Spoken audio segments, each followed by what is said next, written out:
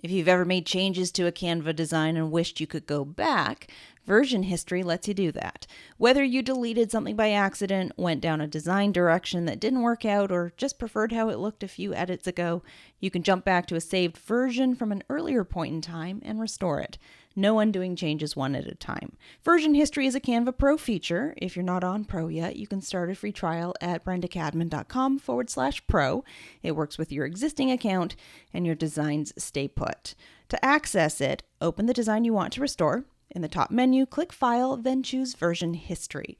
Canva opens a panel showing a timeline of saved versions, each labeled with a date and time. Click through the versions to preview what the design looked like at each stage. Once you find the version you want, click Restore, and Canva replaces your current design with that earlier version. If you change your mind, you can go back through the same panel and restore a different version. You're not locked in.